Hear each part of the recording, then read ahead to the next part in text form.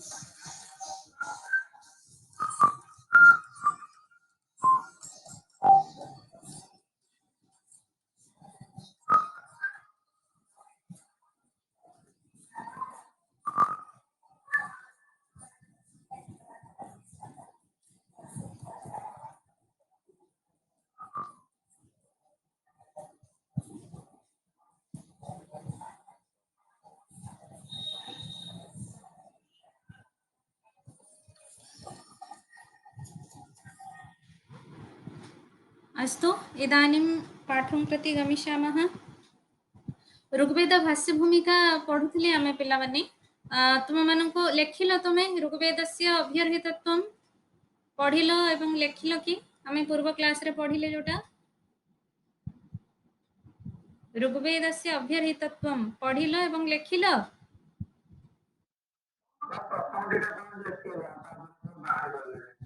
कौन जानी पारलनी को दीटा लिखिछ पढ़ी के मते सुनाओ।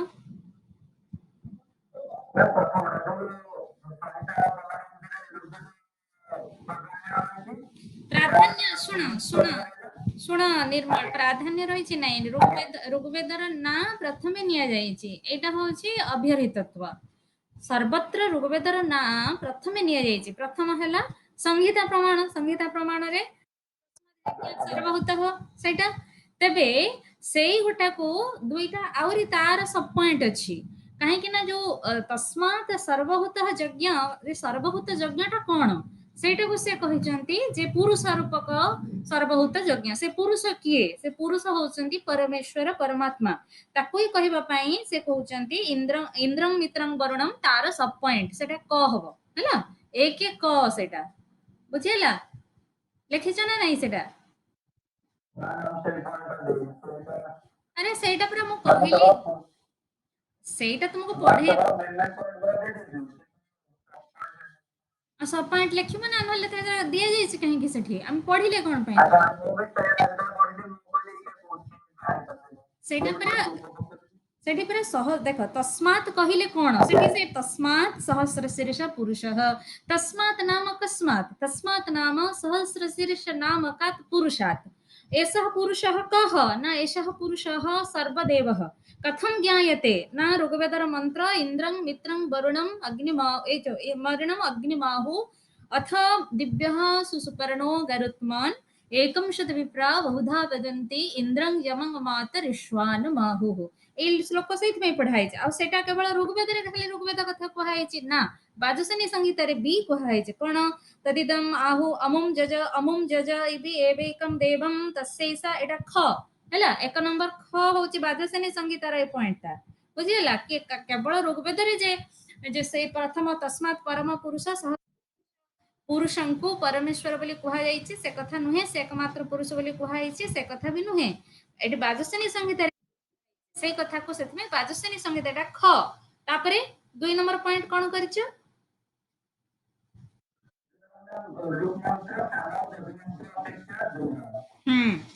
ଲାଇନ କଣ ଲେଖିଛ? ଯଦ୍ୱै ଯଜ୍ଞସ୍ୟ ସାମନା ଯଜୁଷା କ୍ରିୟତେ ଶିଥିଳଂ ତତ୍, ଯଜୁଷା ସାମନା ଯଜୁଷା କ୍ରିୟତେ, ସାମ ଦ୍ୱାରା ଯଜୁ ମନ୍ତ୍ର ଦ୍ୱାରା ଯାହା କରାଯାଉଛି ତାହା ଶିଥିଳ, ୟତ୍ ରୁଚା ଦୃଢମ୍, ଏବଂ ରୁକ୍ ଦ୍ୱାରା ଯାହା କରାଯାଉଛି ସେଟା ହଉଛି ଦୃଢ। ଏଟା ହଉଛି ସେକେଣ୍ଡ ପଏଣ୍ଟ। ଥାର୍ଡ ପଏଣ୍ଟ କଣ କଲ? ସେ ଲାଇନ ଲେଖିବ, ସେଠି ଲାଇନ ରେଫରେନ୍ସ ସହିତ ତୈତିରିୟ ସଂହିତା ତାକୁ ତିଆରି କରିକି ଲେଖ, ତେଣିକି ତମର ଯେତିକି ମନେ ରହିବ। ତୁମେ ନ ଲେଖିଲେ ଆଉ ମନେ ରଖିବା ତା ଆହୁରି ତା ଦେହରୁ କମିଯିବ। ତେଣୁ କମ୍ପ୍ଲିଟଲି ଲେଖ, ତା ଦେହରୁ ଯେତିକି ତୁମର ମନେ ରହିବ। ଥାର୍ଡ ପଏଣ୍ଟ କଣ ଲେଖିଛ?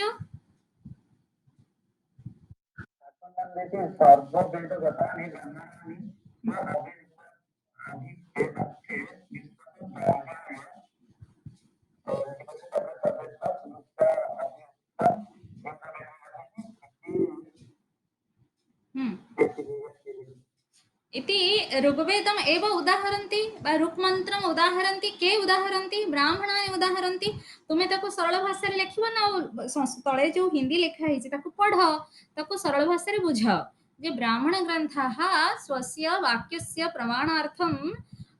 ऋक्मन्त्रम् उदाहरन्ति, अतः उच्यते तदैतत् ऋचाभ्युक्तम्। ए प्रकार एमती सरल संस्कृत रे बुझेइकिना निज निज भाषा रे लेख ହେଲା। ତାପରେ तृतीय पॉइंट गला। चतुर्थ पॉइंट कौन कल? अरे चतुर्थ पॉइंट कौन? एठी चतुर्थ पॉइंट एठी अछि, न केवलम एवं अपितु मंत्रेषु अपि। एठी मंत्र मानक भितर तमे कोन जानि पारुना, म एते जोर कहूची एते थर बुझौची, पढेला बेले बहिटा हिंदी टा पुଣି तळे लेखा ହେଇची, केमति जानि पारुना, म बुझी पारुनी। अन्य माने कोन कोन कथा, अन्य मानकर कोन हैला, सी निर्मल एतिकी लेखिची, 3टा पॉइंट लेखिची, बाकी अन्य माने कोन को जाय लेखछ, कोन लेखिछ? अन्य माने केही लेखिन, केही लेखिन पिला माने कौन जानी पारुन, कौन जानी पारुन पचार, कौन जानी पारुन पचार। एबे बुझिल, एबे 3टा पॉइंट जे बुझिल लेखि परिबो। चतुर्थ पॉइंट होची मंत्र कांडेषु यजुर्वेद गतेषु तत्र तत्र अध्यर्जुना प्रयोज्य रुचः बहवः अन्नतः। से कहउचंती यजुर्वेदर मंत्र मानक, एटा होची 4 नंबर पॉइंट। 4 नंबर पॉइंट रा क लेखिबो। यजुर्वेदर अधिकांश मंत्र मध्य ऋग्वेदर अटंती, एटा ताको सरल संस्कृत रे लिखिबो हैला। यजुर्वेद हिंदी पढ़, हिंदी रे त अर्थ लेखा ହେଇची,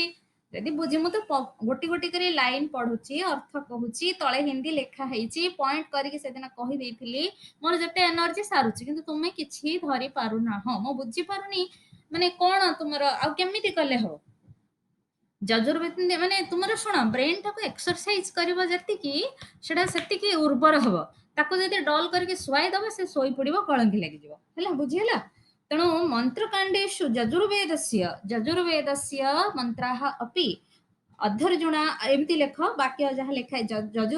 अध्यर्जुना जे यजुर्वेद मंत्राः प्रयुक्ताः भवन्ति, ते मंत्राः अपि ऋग्वेदतः आनीताः सन्ति। बुझिहेला, बुझिहेला ई लाइन टा। एटा चतुर्थ पॉइंट रो क ହେଲା। न केवल खाली यजुर्वेद मंत्र जे ऋक मंत्र रु जाइছে, से ऋग्वेद रु जाइছে से कथा नुहे, साम मंत्र माने जाइछन्ति। एटा होची ख लेख। सामनां तु सर्वेषां रोगाश्रितत्वं प्रसिद्धम्। हां, साम मंत्राः तु ऋक् मंत्र आश्रिताः एव भवन्ति काहे कि तुमर साम तीनटा ऋक् मंत्र ऊपर गोटे सामगान करा जाए तुमे स्तोम पढ़िला बेले जानिछ हैला बुझियला एटा ख तापरे पॉइंट 4 र ग आथर्वणिके ही अपि अथर्व मंत्र माने मध्ये एटा कोन अछि एथरे तमे बुझि पारलनि अथर्व मंत्र माने मध्ये ऋक् मंत्र रु जाइछन्ति सेदिन तुमको कहिथिली 5997 होछि अथर्व मंत्र ता देरु पाखापाखी केते पाखापाखी केते 6000 5 सॉरी 4000 समथिंग ऋक् मंत्र सेथरु बुझिला तेणु अथर्व मंत्र माने मध्ये ऋक् मंत्र अटंती एतिकी तो गला सरला एठी तुमर 4 नंबर पॉइंट सरिला जे मंत्र माने मध्ये माने जजु साम अथर्व ए सबु मंत्र क ख ग करी तीनटा पॉइंट हला 4 नंबर रे ए समस्त ऋक् मंत्र रु आसीचंती सरला 5 नंबर पॉइंट केवल मंत्र माने जाई नांती उपनिषद माने मध्ये ऋग्वेदर नाटा को प्रथमे ग्रहण करिसंती ହେଲା ସେଠି ଋଗ୍ବେଦର ଯେହେତୁ ତିନିଟା ଯାକ ବେଦକୁ ମନ୍ତ୍ର ଯାଇଛି ତେଣୁ ଋଗ୍ବେଦଟା ପ୍ରଥମେ ପାଠ କରାଯାଇଛି ସବୁଆଡେ ଏଇଟା ହଉଛି କହିବାର ତାତ୍ପର୍ଯ୍ୟ ସେଠି ଏଠି ପୁଣି ଉପନିଷଦ ମାନଙ୍କରେ ମଧ୍ୟ ସେଇ କଥା କୁହାଯାଉଛି ଦେଖ ଛନ୍ଦୋଗାହ ପ୍ରାଥମ୍ୟେ ସନତ କୁମାରମ୍ ଛନ୍ଦୋଗ୍ୟ ଉପନିଷଦ ତୁମେ ଏମିତି ଲେଖ ତୁମେ ଏମିତି ତାର ବାକ୍ୟ ଯାହା ଥାଉ ତୁମେ ବୁଝିଲା ପରେ ନିଜ ଭାଷାରେ ଲେଖ ହଁ ଛାନ୍ଦୋଗ୍ୟ ଉପନିଷଦି ନାରଦ ସନତ କୁମାର ସମ୍ବାଦେ नारदः पाठानां शास्त्राणां नामानि यदा गृह्णाति तदा ऋग्वेदस्य नाम आदौ नयति यथा ऋग्वेदं भगवद्गीता यजुर्वेदं सामवेदं अथर्वणं चतुर्थं हेकि तार रेफरेंस टा दे दबो हला एटा क कारण उपनिषद को गोटे पॉइंट कर 5 नंबर एटा छांदोग्य उपनिषद क दियो तापर मुंडक उपनिषद ख दियो मुंडक उपनिषदि अपि एवं ऋग्वेदस्य नाम आदौ दृश्यते यथा ऋग्वेदः यजुर्वेद सामवेद अथर्ववेदः एतिକି ଲେଖିବ ବ୍ରାକେଟ ରେ ତାର ରେଫରେନ୍ସ ଦିଅ ତାପରେ ନୃସିଂହ उत्तरदापिनी उपनिषदि अपि एवं शास्त्राणां क्रम वर्णन काले ऋग्वेदस्य नाम आदौ प्राप्यते यथा ऋग्यजुः साम अथर्वाणः चत्वारो वेदाः सांगाः सशाखाः चत्वारः पादाः भवन्ति ହେଲା एटा ए लाइन लेखिबो रेफरेंस दबा सरला एतिकी सरला एवं तळको कंक्लूजन भलिया एवं सर्वत्र शास्त्रक्रमे ऋग्वेदस्य नाम आदौ पठितत्वात् ऋग्वेदस्य अभ्यर्हितत्वं समर्थितं वा ऋग्वेदस्य अभ्यर्हितत्वं प्रमाणितं भवति अतः ऋग्वेदस्य प्रथमव्याख्यानम् आवश्यकम् आसीत् परन्तु सायणेन कथं तत् न कृतम् इत्यत्र प्रश्नः इति पूर्वपक्षः बुझियला बे बुझियला लेखि परिबो निर्मल हरिका समस्ते अर्चना निर्मल आउ पड़े गले हाँ एबे लेखि परिबो काली की लेखि देथिबो सब हैला अच्छा एटा केवल पूर्व पक्ष आमे सिद्धांत एबे पढिबा हैला एटा पूर्व पक्ष हैला पूर्व पक्ष रे प्रश्न करा दिने एटा पूर्व पक्षटा सब बेले कोन क देखिबो सब बेले पूर्व पक्षटा आगे हैला आमर जोटा सिद्धांत हबो बा जोटा प्रमाणित हबो बा जोटा प्रकृति रे ठीक कथा सेटा से परे थाए जोटा तार विरोध पक्ष विरोध एठी नाही आगु को अछि सब बहुत कथा आसीबो ब्राह्मण र प्रामाण्य अछि कि नाही मंत्र माने सार्थक ना निरर्थक अर्थवाद र प्रमाण अछि कि नाही हैना एमते बहुत कथा अछि त बहुत इंटरेस्टिंग कथा भी अछि त एठी से कहउचंती जदी सबआडे ऋग्वेदर नाटा आगे निया गला अरे जो ग्रंथ ना आमे आगे नवा ताको आगे व्याख्या करबा सायण कोथि पय के ताहले सायण करा उचित थिला ऋग्वेद को आगे व्याख्या करबा किंतु कोथि पय सायण करि नहांती एटा प्रश्नवाची एतिकी कहि छाडी दबो तापरे सिद्धांत पक्षः करिकि यजुर्वेदस्य प्रथम व्याख्यान कारणम एबे यजुर्वेद को काहे कि प्रथम व्याख्या करा जाईची तार कारण एबे आमे पढिबा हला म टिके आरंभ करिथिली से दिन देखो हला एवं सर्वत्र उदाहरणीयम एटा पूर्व पक्ष र लास्ट लाइन तस्मात् ऋग्वेदस्य अभ्यर्हितस्य आदौ व्याख्यानम् उचितम् अस्ति ऋग्वेद जति अभ्यर्हित तार प्रथम व्याख्यान उचित थिला काहे करा हैनी हला त तान प्रति एतत् उच्यते सेमानक प्रति जो माने ए कथा कहउचंती ता माने पूर्व पक्ष गोटे संप्रदाय बा कुच्छ बोली नामक एक पूर्व पक्षी तांकर गोष्ठी एपटे सायण को सेमानक सहित शास्त्रार्थ करूचंती किंबा सायण निजे आगको भविष्य रे कहउचंती सायण करे एटा गोटे काल्पनिक चरित्र सेगुड़ा सब पछ कथा तुमे पाठटा को धर किंतु को पृष्ठभूमि रे हेछि म सेटा को कहूची ତ ସାୟଣ ହୁଏତ କହୁଛନ୍ତି ଭାବୁଛନ୍ତି ଯେ ଆଗକୁ କିଏ ପ୍ରଶ୍ନ କରିବ ତାଙ୍କ ମନକୁ ଯାହା ଯାହା ଆସିଛି ତାକୁ ସବୁ ସେ ସମାଧାନ କରିଦେଇକି ଯାଇଛନ୍ତି ଏ କଥା ବି କୁହାଯାଏ।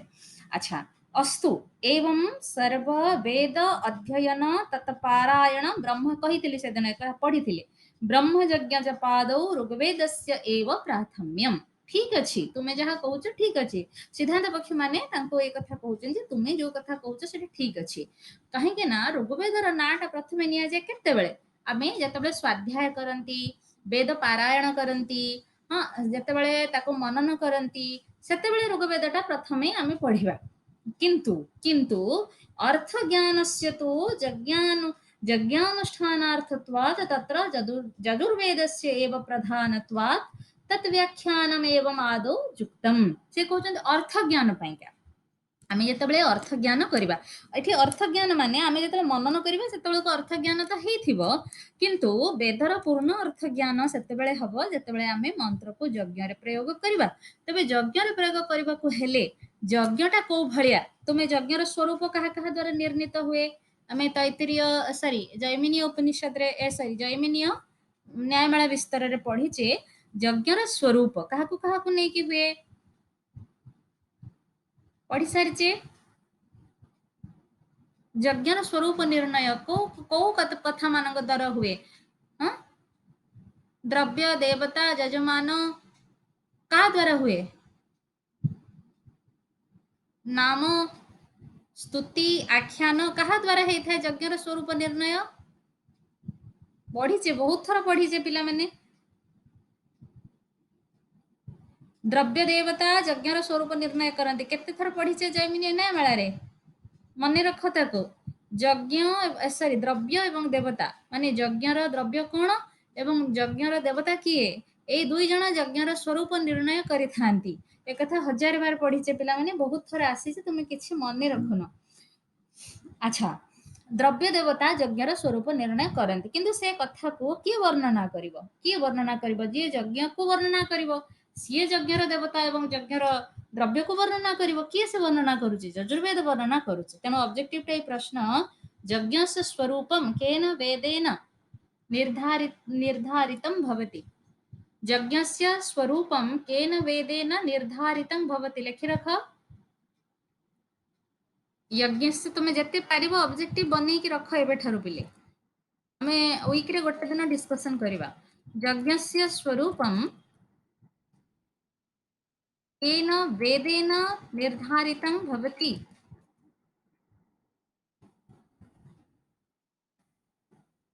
निर्धारितं भवति को वेद द्वारा यज्ञर स्वरूप यजुर्वेदेन हाँ यजुर्वेदेन को मन रखिबो एवं लिखि रख एई प्रश्न फर्स्ट ईयर पिला भितरे पसिलेनी पसंद फोर्थ सेमिस्टर लिखी शुणबू बोली रही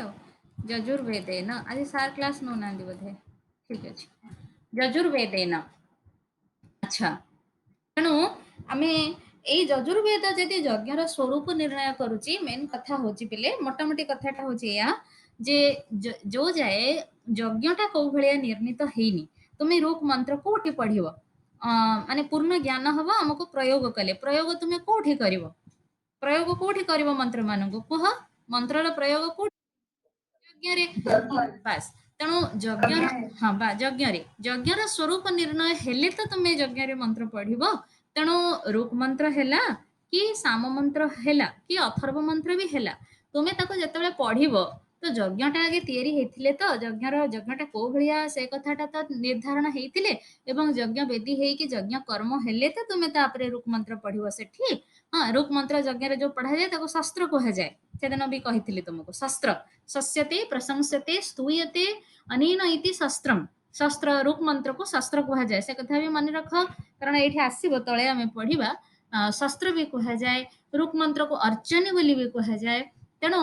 कौटी पढ़ा यज्ञ पढ़ा तेणु आगे यज्ञटा स्वरूप निर्णय हो सारा पर से आगे यजुर्वेदर मंत्र व्याख्या करें सायण यज्ञटा को आगे तैयारी करने यज्ञ स्वरूप निर्णीत हो सारा पर ऋक मंत्र को यज्ञ पढ़ साम मंत्र को यज्ञ पढ़ तेणु आगे यजुर्वेदर व्याख्या होती ଯଜୁର୍ବେଦ ପରେ ଋଗ୍ବେଦର ବ୍ୟାଖ୍ୟା ହେଇଛି, ତାପରେ ସାମବେଦର ବ୍ୟାଖ୍ୟା ଏବଂ ଶେଷରେ ଅଥର୍ବବେଦର ବ୍ୟାଖ୍ୟା ହେଇଛି। ଏଇ କଥାକୁ ଏଠି ଆମେ ସ୍ପଷ୍ଟ ପଢିବା। ଆମେ ତେବେ ଏଇ କଥାଟାକୁ କେମିତି ଜାଣୁଛେ? ସେ ମନ୍ତ୍ର ପ୍ରମାଣ ଦେଇକି କହୁଛନ୍ତି, ମନକୁ କହୁନାହାନ୍ତି ସାୟଣ କିଛି, ନିଜେ ମନ୍ତ୍ର ପ୍ରମାଣ ଦେଇକି କହୁଛନ୍ତି। ଦେଖ, ତତ୍ ପ୍ରାଧାନ୍ୟಂ ଚ, तत् प्राधान्यं नाम ଯଜୁର୍ବେଦस्य प्राधान्यं च काचित् ऋक् एव आह। ଯଜୁର୍ବେଦର ପ୍ରାଧାନ୍ୟକୁ ଋକ୍ ମନ୍ତ୍ର ହିଁ କହୁଛି। ଦେଖୁଛ କେତେ ସୁନ୍ଦର କରିକିନା ବାକ୍ୟ ଲେଖିକି ସେ କହୁଛନ୍ତି। ଯଜୁର୍ବେଦର ପ୍ରାଧାନ୍ୟକୁ ଋକ୍ ହିଁ କହୁଛି। ଦେଖ କୋଉ ଋକ୍ କହୁଛି, ସେଦିନ କହିଥିଲି 1071, କୋଉ ସୂକ୍ତ ଏଇଟା? 1071 କହିଥିଲି ସେଦିନ, ଜ୍ଞାନ ସୂକ୍ତ। ଶୋଭନମ୍ 1071 ହଉଛି ଜ୍ଞାନ ସୂକ୍ତ। 11ଟା ମନ୍ତ୍ର ଅଛି, ଏଟା ଶେଷ ମନ୍ତ୍ର। ମନ୍ତ୍ରଟାକୁ ଧ୍ୟାନର ସହିତ ଦେଖ, 4ଟା ପାଦ ତ୍ରିଷ୍ଟୁପ ଛନ୍ଦରେ ଅଛି ବୋଲି ବି ଆମେ ସେଦିନ କହିଲେ। ଆମେ ଗୋଟି ଗୋଟି କରିକି ପାଦ ଗୋଟେ ଗୋଟେ ବେଦ ପାଇଁକା ଅଛି। ରୁଚାଂ ତ୍ୱଃ ପୋଷମାସ୍ତି ପୁପୁଷ୍ୱାନ୍ ଗାୟତ୍ରಂ ତ୍ୱ ଗାୟତି ସକ୍ପରିଷୁ ବ୍ରହ୍ମା ତ୍ୱ वदति ଜାତବିଦ୍ୟାಂ ଯଜ୍ଞସ୍ୟ ମାତ୍ରାଂ ବିମିମିତ ଉ ତ୍ୱଃ। ହେଲା, ଫାଷ୍ଟ ପାଦ, ପ୍ରଥମ ପାଦ ରୁଚାଂ ତ୍ୱଃ ପୋଷମାସ୍ତି ପୁପୁଷ୍ୱାନ୍, ଏତିକି ହଉଛି ଋଗ୍ବେଦ ପାଇଁ। ଗାୟତ୍ରಂ ତ୍ୱ ଗାୟତି ସକ୍ପରିଷୁ, ଗାୟତ୍ର ସାମ ପିଲେମାନେ, ତେଣୁ ଏଟା ସାମବେଦ ପାଇଁ। ଗାୟତ୍ରಂ ତ୍ୱ ଗାୟତି ସକ୍ପରିଷୁ ସାମବେଦ ପାଇଁ। ବ୍ରହ୍ମା ତ୍ୱ वदति ଜାତବିଦ୍ୟାଂ, ବ୍ରହ୍ମା ହଉଛନ୍ତି ଅଥର୍ବବେଦର ଋତ୍ବିକ୍, ତେଣୁ ବ୍ରହ୍ମା ତ୍ୱ वदति ଜାତବିଦ୍ୟାଂ ଅଥର୍ବବେଦ ପାଇଁ। ଯଜ୍ଞସ୍ୟ ମାତ୍ରାଂ ବିମିମିତ ଉ ତ୍ୱଃ, ଏଇ ପୋର୍ସନଟା ହଉଛି ଯଜୁର୍ବେଦ ପାଇଁ ବା ଚତୁର୍ଥ ପାଦ, ଅନ୍ତିମ ପାଦ ଯଜୁର୍ବେଦ ପାଇଁ। ଏବେ ଆମେ ଗୋଟେ ଗୋଟେ ପାଦକୁ ପଢିବା। କହିଛି ତୁମକୁ, ଯଦି ତୁମର ମାନେ ଯେମିତି ପରୀକ୍ଷା ହବା କଥା ହୁଏ, ଏ ପ୍ରତି ପାଦ ତୁମର ଗୋଟେ ଗୋଟେ 3 ନମ୍ବରିଆ 3 ମାର୍କର ପ୍ରଶ୍ନ, ହେଲା, 3 ମାର୍କସର କ୍ୱେଶ୍ଚିନ୍ ତୁମକୁ ପଡିବ ଆଶୟଂ ସ୍ପଷ୍ଟୟତ ବୋଲିକା। ତେବେ ଏତସ୍ୟାଃ ରୁଚଃ ତାତ୍ପର୍ଯ୍ୟମ୍, ଏଟା ବ୍ୟାଖ୍ୟା କରିଛନ୍ତି ଯାସ୍କ କହିଛନ୍ତି। କୋଉଠି କହିଛନ୍ତି ନା ପ୍ରଥମ ଅଧ୍ୟାୟରେ ଯାସ୍କ ଅଷ୍ଟମ ପାଦରେ କହିଛନ୍ତି। ଏତସ୍ୟାଃ ରୁଚଃ ତାତ୍ପର୍ଯ୍ୟମ୍ ନିରୁକ୍ତକାର ଯାସ୍କଃ ସଂକ୍ଷେପ୍ୟ ଦର୍ଶୟତି, ନିରୁକ୍ତକାର ଯାସ୍କ ସଂକ୍ଷେପରେ ଏ କଥାକୁ ଦେଖେଇଛନ୍ତି। ଇତି ऋत्विक् कर्मणां विनियोगम् आचस्ते, जो प्रथम पादटा इति ऋत्विक् कर्मणा, ऋत्विक् कर्मणां ए ସବୁ ଯାକ ଋତ୍विକ୍ ମାନଙ୍କର ନାଁ ନିଆଯାଇଛି। ରୁଚାଂ, ଏ ପ୍ରକୃତରେ ଋତ୍ବିକ୍ ମାନଙ୍କ ନାଁ ଖାଲି ବ୍ରହ୍ମା ନାଁ ଅଛି, ଅନ୍ୟ କାହାର ନାହିଁ। ତୁମେ ପ୍ରଶ୍ନ କରିପାରନ୍ତ ଯେ କେବଳ ତ ବ୍ରହ୍ମା ଅଥର୍ବବେଦରେ ଋତ୍ବିକ୍ର ନାଁ ଅଛି, ଅନ୍ୟ କାହାର ନାଁ ନାହିଁ, ତେଣୁ କାହିଁକି ଏ କଥା କୁହାଗଲା ଯେ ଏଟା ଋତ୍ବିକ୍ କର୍ମ? କିନ୍ତୁ ଏଟାକୁ ଯଦି ତୁମେ ପ୍ରତି ପାଦର ଅର୍ଥକୁ ତୁମେ ବୁଝିବ, ପ୍ରତି ପାଦର ଅର୍ଥ ଆମେ କରିବା, ତେବେ ସେଠି ଋତ୍ବିକ୍ ମାନଙ୍କ କଥା ଆସିବ। ଏଇ ଯୋଉ ପଦଟା ନାହିଁ ତ୍ୱଃ, ତ୍ୱ ପରେ ଅଛି ତ୍ୱ, ଓକାର ଅଛି, ଗାୟତ୍ରମ୍ ତ୍ୱ ଗାୟତି, ଗ ଅଛି ବୋଲି ତର ବିସର୍ଗଟା ଓକାର ହେଇଛି। ସେମିତି ବ୍ରହ୍ମା ତ୍ୱ ବଦତି, ୱ ଅଛି ବୋଲି ବିସର୍ଗଟା ଓକାର ହେଇଛି, ନହେଲେ ସେଟା ତ୍ୱଃ। ଏ ତ୍ୱହର ମାନେ କଣ ପିଲେ? ଏ ତ୍ୱହର ମାନେ ମନେ ରଖିଥାଅ, ଏଇଟା ବହୁତ ଇମ୍ପୋର୍ଟାଣ୍ଟ, କାରଣ ଏଇଗୁଟାକୁ ପଚାରି ଦିଅନ୍ତି ଅଧିକାଂଶ ସମୟରେ। ତ୍ୱଃ ଇତ୍ୟସ୍ୟ କଃ ଅର୍ଥଃ? ତ୍ୱଃ ମାନେ ଏକଃ, ଏକଃ ମାନେ ପ୍ରଥମ ପାଦରେ ସେ ହୋତା, ଦ୍ୱିତୀୟ ପାଦରେ ସେ ହଉଛି ଉଦ୍ଗାତା, ଏବଂ ତୃତୀୟ ପାଦରେ ତ ତ୍ୱଃ ହଉଛି ବ୍ରହ୍ମା, ବ୍ରହ୍ମା ଏକଃ ବ୍ରହ୍ମା, ତ ତୃତୀୟରେ ବି ଅଛି। ଚତୁର୍ଥ ପାଦରେ ତ୍ୱଃ ହଉଛି ସେ ହଉଛନ୍ତି ଅଧୈର୍ଯ୍ୟ। ହେଲା, ଏଇ 4 ପାଦରେ ତ୍ୱଃ ଶବ୍ଦର ଅର୍ଥ ହଉଛି ଏକଃ। ଏକଃ ନାମ କଃ, ଏକଃ ଋତ୍ବିକ୍। ଏସଃ ଏକଃ ଋତ୍ବିକ୍ ଯିଏ ରୁଚା ସହିତ ସମ୍ପର୍କିତ ସେ ହୋତା, ଏବଂ ଯିଏ ସାମ ସହିତ ସମ୍ପର୍କିତ ସେ ଉଦ୍ଗାତା, ଏବଂ ଏଠି ତ ବ୍ରହ୍ମା ସାକ୍ଷାତ କୁହାଯାଇଛି, ତେଣୁ ଏକଃ ବ୍ରହ୍ମା। ଏବଂ ଶେଷରେ ଯୋଉଟା କୁହାଯାଇଛି ଯଜ୍ଞସ୍ୟ ମାତ୍ରାଂ ବିମିମିତ ଉ ତ୍ୱଃ, ସହ ଏବ ଅଧୈର୍ଯ୍ୟ ଶେଷକୁ ରହିଲେ। ଏବେ ଦେଖ ପୁନରୁକ୍ତି, ସ ଏବ ପ୍ରଥମଂ ପାଦଂ ବିବୃଣୋତି, ସ ଏବ ନାମ ସ ଯାସ୍କଃ ପ୍ରଥମଂ। ଦେଖ ସାୟଣ ବ୍ୟାଖ୍ୟା କଲା ବେଳେ ସର୍ବପ୍ରଥମେ କାହାର ସାହାଯ୍ୟ ନେଇଛନ୍ତି? ନିରୁକ୍ତର ସାହାଯ୍ୟ ନେଇଛନ୍ତି, ଯାସ୍କଙ୍କର ସାହାଯ୍ୟ ନେଇଛନ୍ତି। ଏଠି ବୁଝି ହଉଛି ପିଲେ ନା କୋଉଠି ଅବୁଝା ରହୁଛି? ଯୋଉଠି ରହିବ ମତେ ସାଙ୍ଗେ ସାଙ୍ଗେ ପଚାରିବ। ପୁନରପି ସ ଏବ ପ୍ରଥମଂ ପାଦଂ ବିବୃଣୋତି, ପ୍ରଥମ ପାଦକୁ ବିବୃଣୋତି ବିଶେଷେଣ, ବୃଣୋତି କଥୟତି ବ୍ୟାଖ୍ୟାତି ଇତି ଅର୍ଥ। ହେଲା, ଦେଖ ଫାଷ୍ଟ ଲାଇନ୍ ରୁଚାଂ ଏକଃ, ଦେଖ ତ୍ୱଃ ଆଉ କହିଲେନି, ସେ ବୁଝେଇ ଦଉଛନ୍ତି କେମିତି। ଦେଖ ରୁଚାଂ ଏକଃ, ଏକଃ ବୋଲି କହିଲେ, ତ୍ୱଃ କହୁନାହାନ୍ତି। ପୋଷମ୍ ଆସ୍ତେ ପୁପୁଷ୍ୱାନ୍ ହୋତଗ୍, ଦେଖ ସନ୍ଧି କରାହେଇଛି। ହୋତୁଃ ଅର୍ଜୁନି होतर गर्जनी संधि कर दिया है जी हो मैं लिखि रखुची होतः होतु अर्चनी षष्ठी एक वचन रे होतु अर्चनी अर्चनी कहले रूप मंत्र अर्चनी तार संधि हे गला होतर गर्जनी होतर वर्षा युक्त ऋतु वर्षा ऋतु जमती होची होतर गर्जनी होतर गर्जनी स्त्रीलिंग रुक शब्द स्त्रीलिंग तापाई विशेषण होची अर्चनी स्त्रीलिंग तार किंतु शस्त्र होची क्लिबलिंग शस्त्र है ना होतर गर्जनी एटा निरुक्त प्रथम अध्याय 8 पाद अस्य अयम अर्थः आर अर्थ कोन क्व शब्दः एक शब्द पर्यायो होतृ विशेषणम लिखिली तो शब्दर अर्थ एकः किंतु एटा काहार विशेषण ना होतार विशेषण होता रुक रुक पाखरे अछि तेणु होतार विशेषण होतृ नामकः ताला अर्थ कोन हला ना होतृ नामकः एकः ऋत्विक यज्ञकाले स्वकीय वेदगतानां ऋचां पुष्टिं कुर्वन् अस्ति बुझिला तेणु होता नामक जने ऋत्विक यज्ञ समय रे निजर वेदर वेदगत रुक मंत्र मानकर पुष्टि विधान करी थांती आर अर्थ कौन बुझिला गोटे देख ऋग वेदरे आमे विभिन्न यज्ञ अनुष्ठान करबा यज्ञ निर्धार दर्श पूर्णमास जाग दर्श पूर्णमास जागरे किछि मंत्र पाठ करबा को अछि तुमे कुह संपूर्ण ऋग्वेदर 10,580 मंत्र भितर कौतक दश पूर्णमासर मंत्र कुह किछि अवधारणा कुह मते कौतक सोम जागर मंत्र कौतक दर्श पूर्णमास जागर मंत्र कौतक तुमर पितृमेध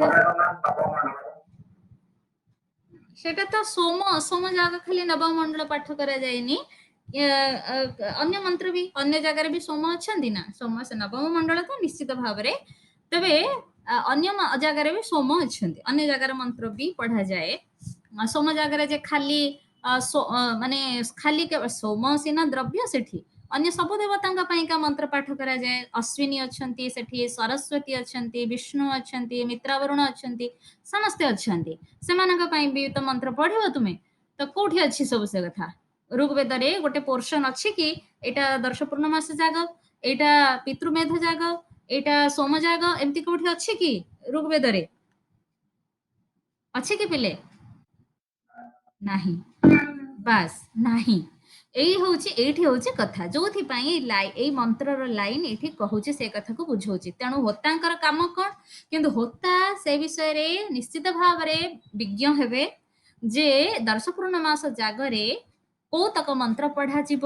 कहीं कोठु जानिबे से कथा आशळयन श्रुत सूत्र रु जानिबे सूत्र साहित्य अछि सेति पईका आशळयन श्रुत सूत्र लेखा हेची एई यज्ञ रे एतिकी पढ़ाव सबितांक पई एई मंत्र अछि एई मंत्रटा एठु अछि तेणु से मंत्रर खंड माने धर आकृष्णेन रजसावर्त आकृष्णेन इति सवितृ मंत्रः पठनीयः एतिकी एतिकी लेखा हेतिबो तेणु सी ऋग्वेद खरु जानिचंती आकृष्णेन रजसावर्तमान कोठु केतिकी रहिला सेतक से आनिके सेठी पढिबे बुझिला स्रोत सूत्र मानक काम होची या एतिकी मंत्र कोठी पढ़ाव एतिकी मंत्र एई मंत्रर आरंभटा खाली से कहिचंती सूत्र आकार रे एटा कोठी पढ़ाव सेटा कोठी पढ़ाव से कथा सूत्र साहित्य कहिची ब्राह्मण कहिबो ऐतरीय ब्राह्मण कहिबो से कथा कोठी पढ़ाव बुझिला ताकू सब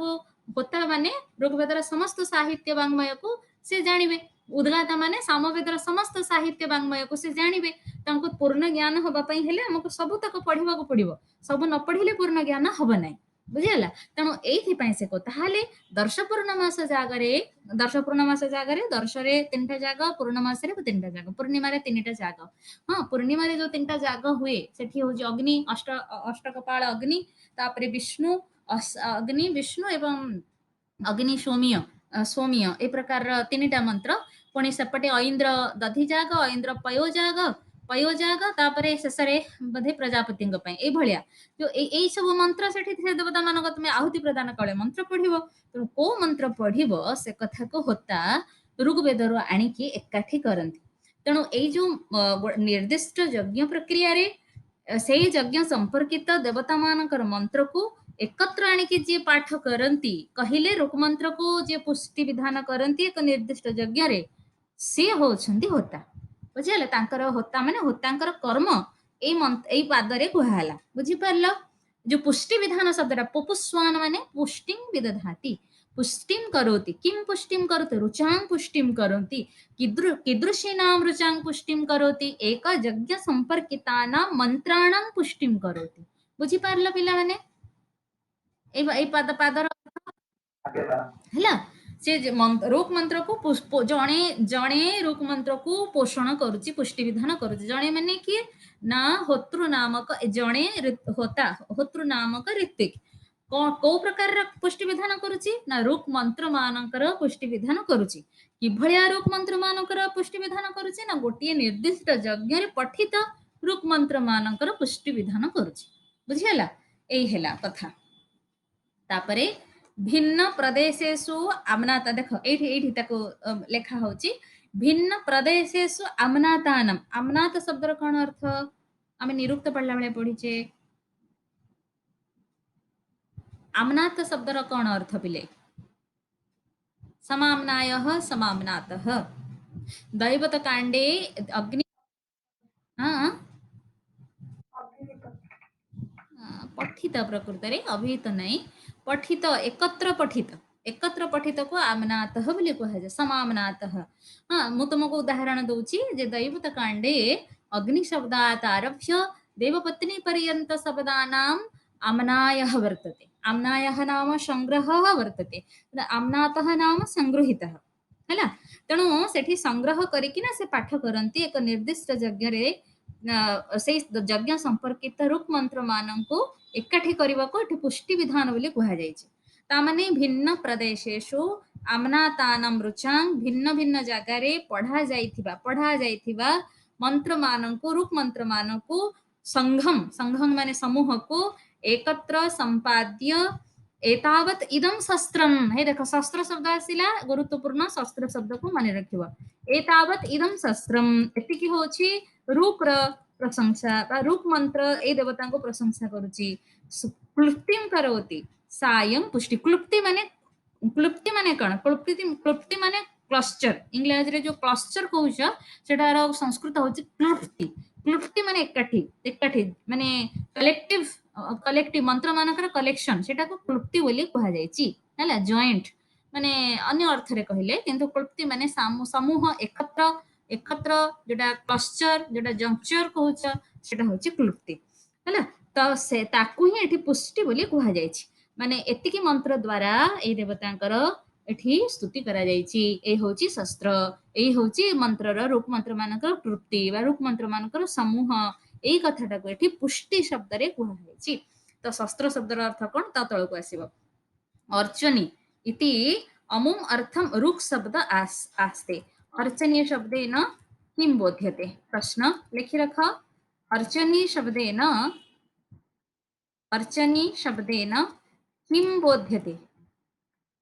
किं बोध्यते अर्चनी माने कोन ता माने कोन बुझा पड़े अर्चनी माने कहली एबे मंत्र बा खाली रुक् कहले भी हैला अर्चनी माने रुक् मंत्र रुक् जहा कहले चलिबो रुक् मंत्र जदि लिखे रुग् मंत्र ग हबो सेठी किंतु खाली लिखले रुक् हबो अर्च्यते ताहले तार निर्वचन देख अर्चनी शब्दर निर्वचन देख अर्च्यते प्रशस्यते अनया देव विशेषः क्रिया विशेषः तत् साधन विशेषः वा इति रुक् शब्द व्युत्पत्ति ही बुझियला कहा को अर्चनी कहा को कहबा और जहा द्वारा अर्चना करा जाए प्रशंसा करा जाए देवतांकर कर्मर अथवा देवतांका संपर्की जो साधन माने द्रव्य सब जागा द्रव्य सब अछि तार भी जदि प्रशंसा करा जाउछ माने देवतांकर प्रशंसा हे पारे यज्ञर प्रशंसा हे पारे यज्ञ द्रव्यर प्रशंसा हे पारे जहा द्वारा करा जाउची सेई माने होचंती अर्चनी कहिले रुक् अर्चनी कहिले रुक् मंत्र बुझियला तो एतिकी बुझिलो एबे तपे शस्त्र शब्दर अर्थ शस्त्रर माने भी लिखि रख शस्त्रम नाम रुचां समूहः शस्त्रम ताको भी माने रख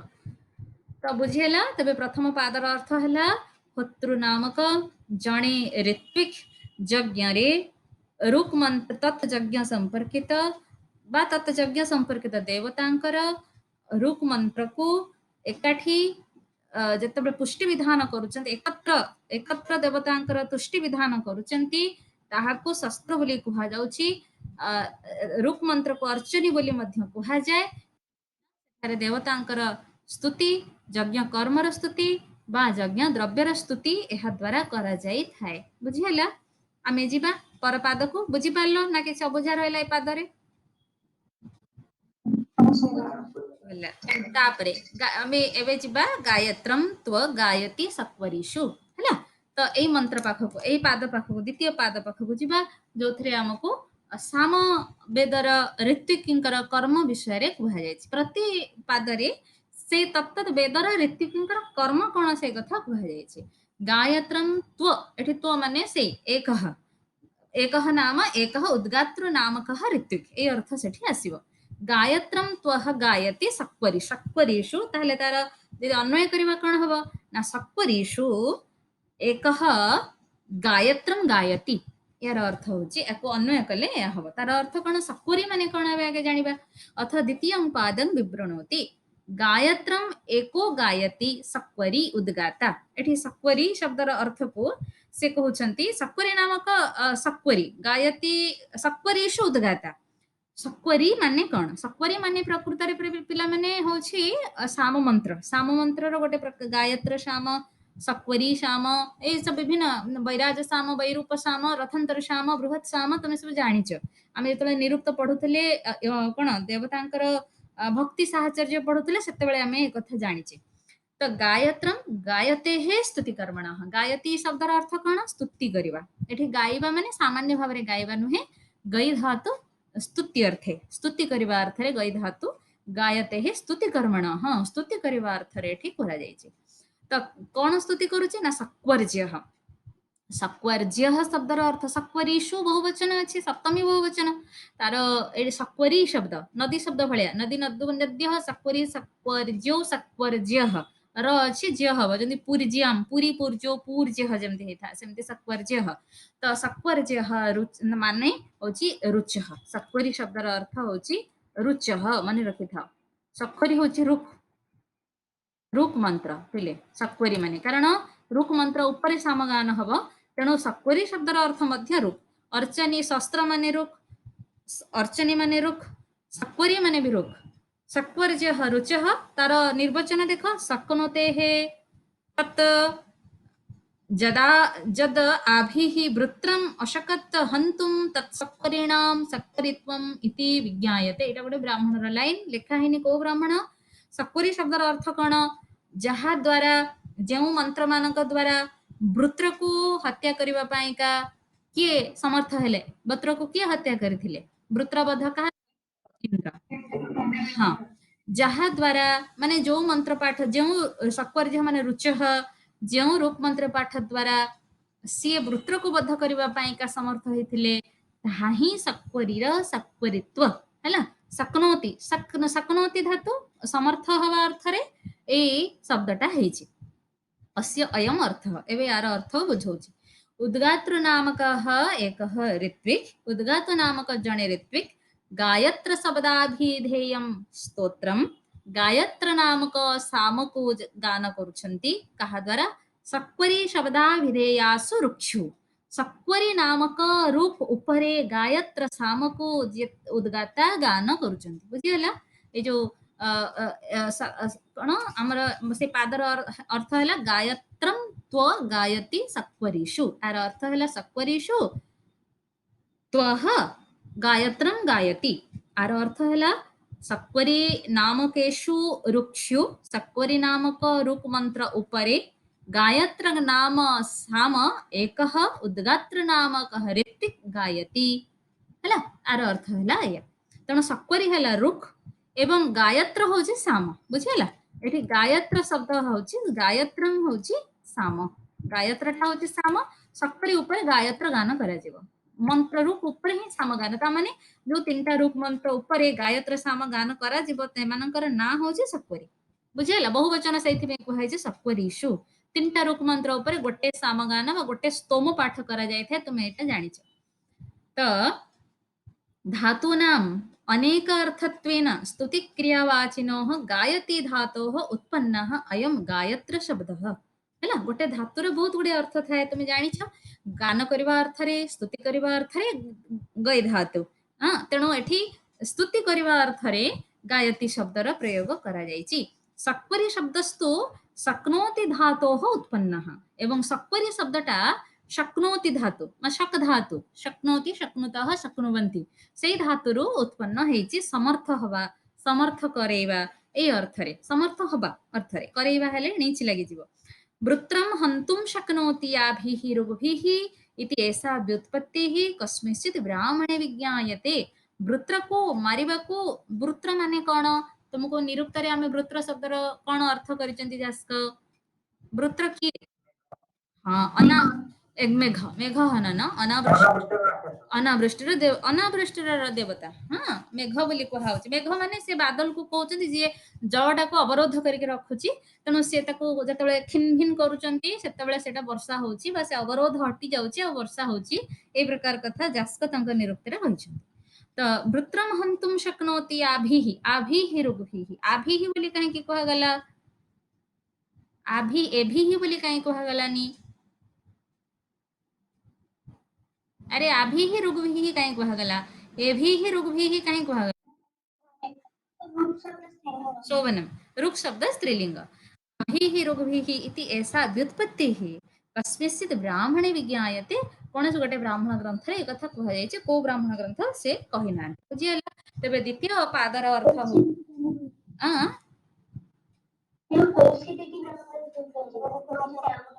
बहिरे अच्छा हेथिबो कारण एटा रुक संबंधित तेणु कौशितकी ब्राह्मण रे कह जायथिबो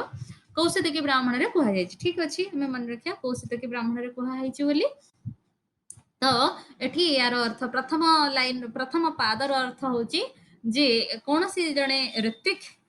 जो निर्दिष्ट यज्ञ कर्म रे तत्संपर्कित रुक मंत्र मानंको समूह करी पुष्टि विधान करुचंती। द्वितीय पादर अर्थ होची जे सप्परी नामक रुक मंत्र उपरे उद्गात्र नामक ऋत्विक गायत्र नामक सामको गान करुचंती हैला आ सप्परी नाम काहेकि ହେଇଛି ନା ଯାହାର ପାଠ ଦ୍ୱାରା ଇନ୍ଦ୍ର ବୃତ୍ରକୁ ବଦ୍ଧ କରିବାକୁ ସମର୍ଥ ହେଇଥିଲେ ତାକୁ ଆମେ ସପ୍ପରି ବୋଲି କହିବା। ଏବେ ତୃତୀୟ ପାଦକୁ ଆସ ତୃତୀୟ ପାଦରେ ଆମର ବ୍ରହ୍ମାଙ୍କର କର୍ମ ବିଧାନ କରାଯାଇଛି ତାମାନେ ଅଥର୍ବ ବେଦର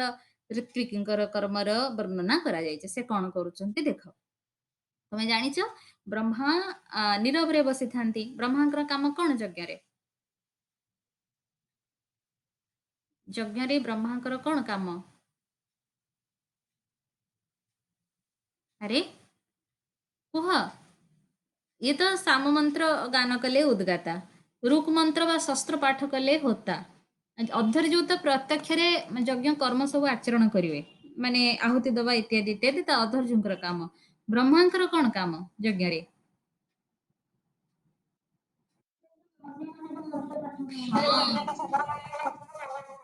हाँ जदि केही किछि भूल तेणु ब्रह्मा को कहाई सर्ववेदवित बोली तेणु जी ब्रह्मा हम ताको सब वेदर ज्ञान थिबा दरकार तेबे तो से सुधारी परिबे तेणु ब्रह्मा ब्रह्म ब्रह्म आसन सब यज्ञ वेदी रे सबठारु उच्च आसन इन द सेंस माने सम्माननीय आसन सबठारु सम्मानित स्थान तांकर तेणु ब्रह्मा बसंती नीरव रहंती से किछि भी उच्चारण पार्टी रे बा शब्दतः करंतीनी किंतु जी जोठी जहा भूल करे ताको से मनरे संशोधित धर उद्गात्र पढ़ु पढ़ु गोटे भूल करदेले सेटा से मने मने ठीकटा उच्चारण ये करि नेबे तबे से भूलटा आ सेठी भूल बोली हब नाही सेटा ठीक हो जाए तो संशोधन करिबा यज्ञ मार्ग को संशोधन करिबा बोली कहा जायछि जे यज्ञ मार्ग को रुख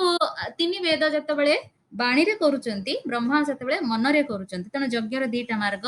मन एवं बाणी ए कथा भी कहा जायछि एठी एबे कहा जिवो भी मध्य देखो आउ अनुज्ञा दियंती ब्रह्मा अनुज्ञा माने अनुमति देवे से पचारिब अधर्य एटा करिवि से कहबे हाँ हाँ एटा करिवि अपांग प्रणयन करिवि से कहबे ओम ओम माने हाँ तो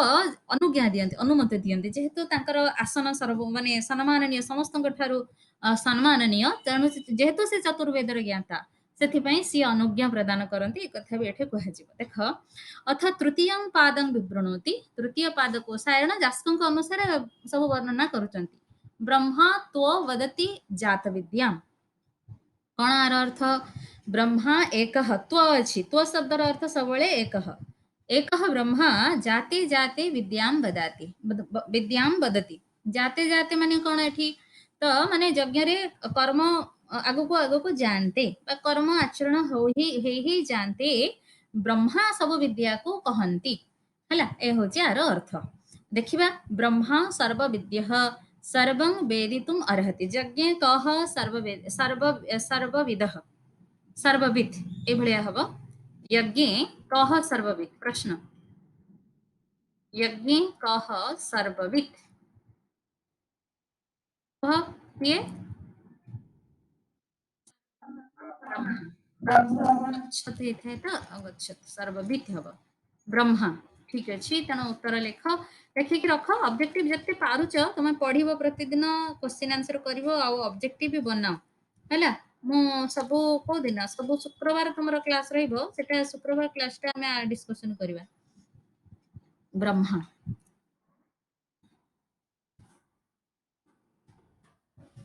यज्ञ कह सर्वविद ना ब्रह्मा होचंती यज्ञ रे सर्वविद अटंती तेणु एठी कहा जाउची ब्रह्मा सर्वविद्यः सर्वं वेदितुम अर्हति इति अस्य अयम अर्थः अर अर्थ कोन ना ब्रह्म नामकः एकः ऋत्विक जाते जाते माने तदा तदा उत्पन्नी यज्ञ जाते जाते माने जेतेबेले जो जो यज्ञ हुए से यज्ञ रे यज्ञ प्रस्तुते प्रणयनादि कर्मणि प्रणयन इत्यादि कर्म को विद्यांग नाम जाते जाते विद्यांग वदति नाम अनुज्ञां ददाति विद्यांग वदति शब्दर अर्थ एठी अनुज्ञां ददाति पिला माने मन रख विद्यांग वदति इत्यस्य अर्थः अनुज्ञां ददाति इत्यस्य कः अर्थः इत्यस्य कः अर्थः इन्वर्टेड रे रखिबो विद्यांग वदति विद्यांग वदति माने पाठ कहू नाही से विद्यांग वदति माने अनुज्ञां ददाति माने अनुमति प्रदान करूछन्ति इत्यस्य कः अर्थः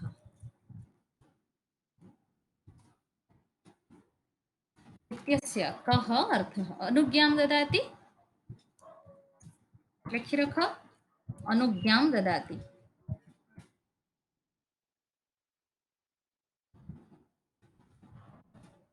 अनुज्ञां ददाति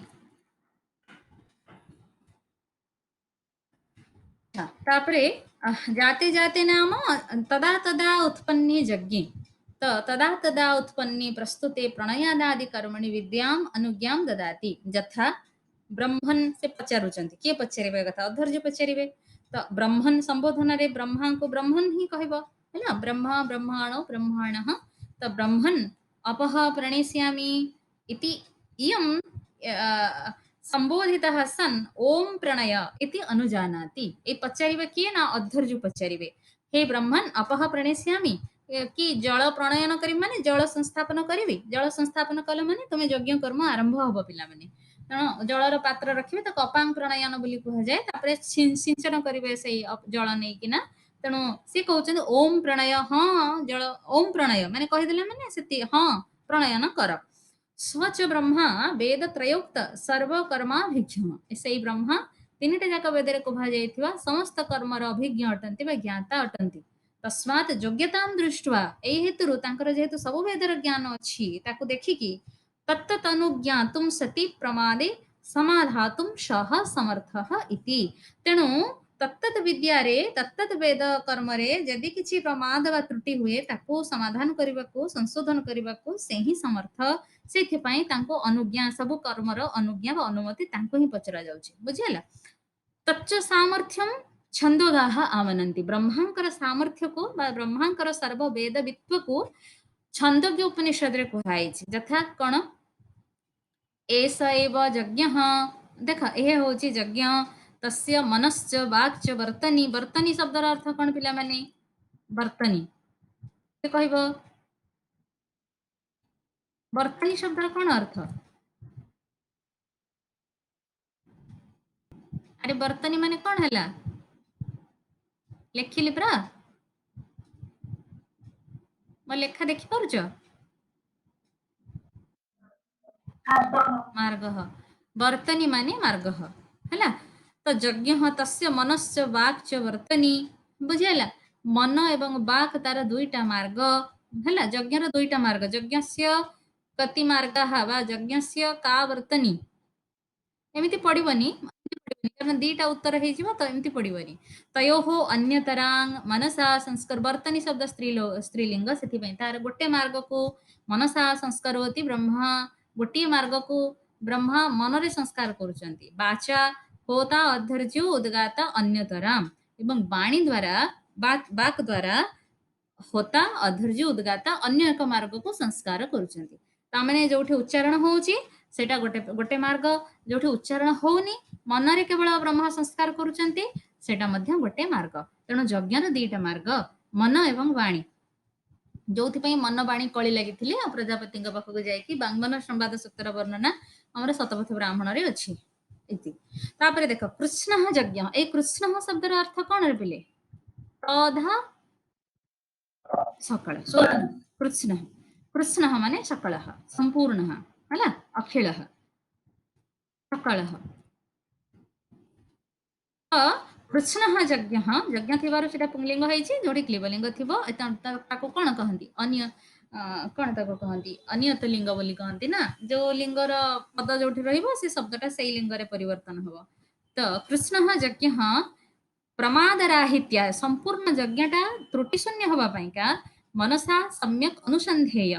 मन द्वारा सम्यक रूप से तार अनुसंधान करने उचित जोटा कि ब्रह्मा करुचंती यज्ञ रे वाचा च वेद त्रयोक्त मंत्रा पठनीय एवं वाणी द्वारा तीनटा जाक वेदर मंत्र को पाठ करने उचित तत्र होत्रादयः त्रयः मिलित्वा होत्रादयः त्रयः नाम के शोभनम् अध्वर्जो होता उद्गाता अध्वर्जवः मिलित्वा बागरूपं यज्ञमार्गं संस्कुर्वन्ति वाणी रूपक यज्ञमार्ग को सेमाने संस्कार करन्ति कारण सेमाने तीन जण जाक मंत्र उच्चारण करन्ति पाटिरे तो ब्रह्मा तो एक एवं ब्रह्मा जणे मात्र मनरूपम यज्ञ मार्गम कृष्णंगपि संस्करोति मनरूपक यज्ञ मार्ग को एकुटिया संपूर्ण पूर्ण माने पूरा यज्ञ को मनरे ही से संस्कार करुचंती तस्मात् अस्य अस्ति सामर्थ्यम तेणु ब्रह्मांकर सामर्थ्य अच्छी पूरा यज्ञ को संस्कार करबा पाई जोथिपई तांको अनुज्ञा मगा जाउची यज्ञ क्षेत्र रे बुझिला आ गोटे ही रहिला शेषटा शेष कथा कहले तुमर जोटा तुमर यजुर्वेद कथा सेटा लास्ट हे कि रहिला अथ चतुर्थं पादं विवृणोति तर्तर हे कि पढिले कोन हबो सरीबनी माने तर्तर हबा उचित न चतुर्थं पादं मु खाली कहूची जति समय जीव आ यज्ञस्य मात्रं विमिमित एकः अध्यर्ज विमिमित उत्वह अछि ऊटा पाद पूर्णाक अव्यय बा निश्चितार्थ अव्यय तुमे सेठी जहा कह उत्वह नाम एकः एकः नाम अत्र कह अतः सब समस्त सरी गले होता पळेले उद्गाता पळेले ब्रह्मा पळेले और रहिले किए अधर्ज रहिले तेणु एक अधर्ज यज्ञस्य मात्रा मात्रा माने कौन एठी मात्रा शब्दर अर्थ होची स्वरूप बोली कुहाइछि हैना अधर्ज्यु शब्दटा केमति हेछि निर्वचन एठी देख अधर्ज्यु अध्वरयुः हैला एमति हेइ अधर्ज्यु शब्दर निर्वचन एठी कुहाइछि अधर्ज्युः अधर्ज्युः शब्द अधर्ज्यु शब्द को शब्दर रूप भलिया रूप होची अधर्ज्यु शब्द को शब्द रूप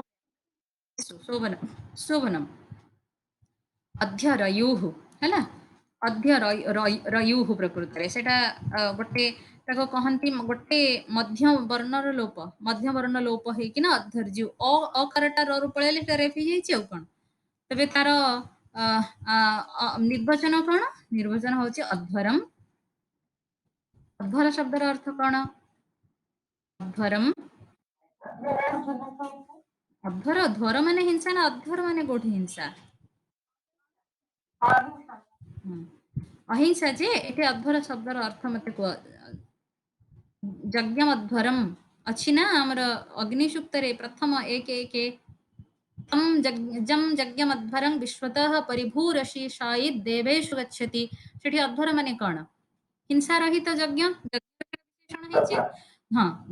यज्ञर विशेषण भाव प्रयोग हेछि हिंसा रहित तबे प्रकृत रे अध्वर शब्दर अर्थ यज्ञ हिंसा रहित यज्ञ तेणु एठी अध्वरम जुनक्ति माने यज्ञम जुनक्ति माने योजयति हाँ जुनक्ति अध्वरस्य नेता माने यज्ञस्य नेता अध्वर शब्दर अर्थ एठी यज्ञ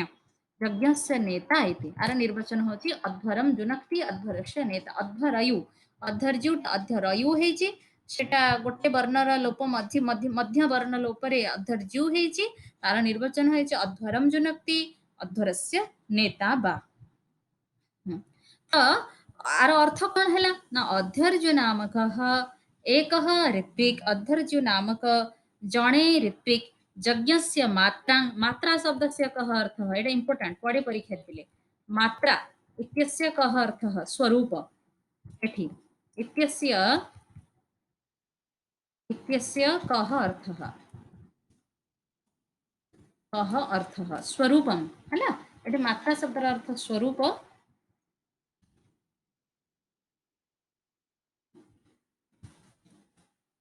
लिखि रख स्वरूपम अत्र मात्रा स्वरूपं बि मिमीते मा धातु निर्माण करिवा अर्थरे बि उपसर्ग मा धातु विशेष निर्माण अर्थरे हेछि बि मिमीते त विशेषण निष्पादयति है ना मिमीते नाम निष्पादयति निष्पादयति नाम निर्माणं करोति इति अर्थः मीयते निर्मीयते इति मात्रा नाम स्वरूपं निर्वचन दिए जाइछि मात्रार मीयते निर्मीयते न उपसर्ग लगिछि सेथिरे निर्मीयते इति मात्रा तार अर्थ होची स्वरूपम देखिकी रख सबु मन रख मीयते निर्मीयते इति मात्रा नाम स्वरूपम तन्निष्पादकत्वं च एको किए करूची माने यज्ञर मात्रा को किए निर्माण करूची ना ना, ना अधर्ज्य निर्माण करूची हैला तो अधर्ज्यो नाम निर्वचनात् अवगम्यते अधर्ज्यो अध्वरम जुनक्ति ए जो अध्वरम जुनक्ति माने योजयति अध्वर को यज्ञ को जे जोडुची बा यज्ञर मात्रा को जे जोडुची मात्रा को माने स्वरूप को जे जोडुची स्वरूप को जोडुची माने स्वरूप को जे निर्माण करूची सी होची अधर्ज्यो अध्यर्जुः इत्यत्र छन्दस्य प्रक्रियया लुप्तम अकारं पुनः प्रक्षिप्य माने गोटे अध्यरयु इति नाम संपादनीयम सेठी को छन्दस प्रक्रिया माने वैदिक छान्दस दीर्घ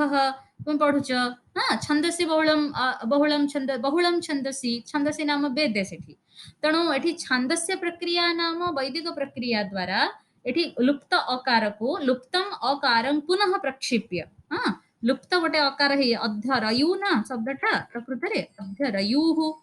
मूल शब्दटा होची एया तार गोटे अकार ताले अ केमति हेजी सेटा अ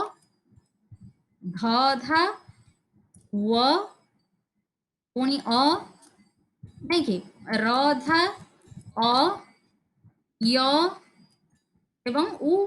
एमती हेची तो आ विसर्ग आ कोन ए भलिया हेची एटा तो एठो से कहउछनी मझी अटा काढी दिया ना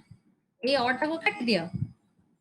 हैला ए अटा काटी देले कोन हबो रफ हेची एटा तो एटा को संपादनी अध्वरम जुनक्ति इति अवयवार्थ आर अर्थ होची अध्वरम जुनक्ति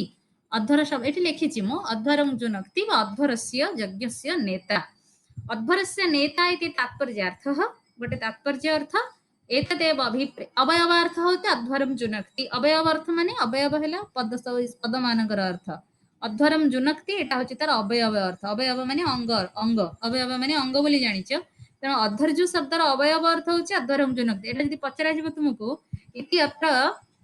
कीदृशः अर्थः अध्वरम जुनक्ति इति कीदृशः अर्थः तुम्हें कहबा अवयवार्थः बुझियला अध्वरम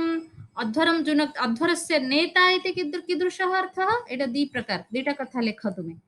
अध्वरम जुनक्ति इति अवयवार्थः अवयवार्थः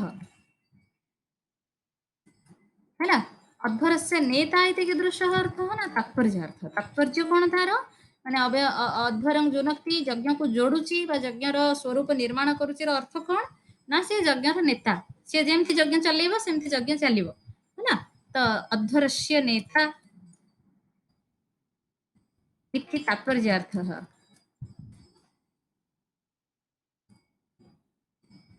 तात्पर्यार्थः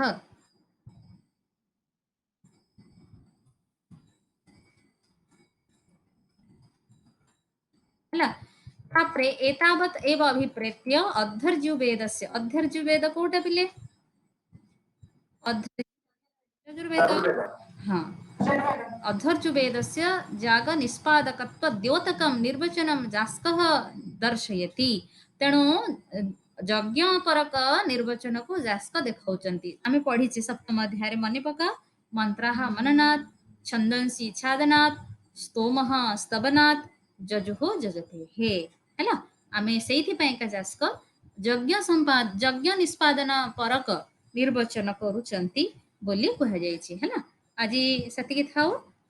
ଏଟାକୁ ଆଉ ଟିକେ ଦେଖିବା ଲାଷ୍ଟଟା କେବଳ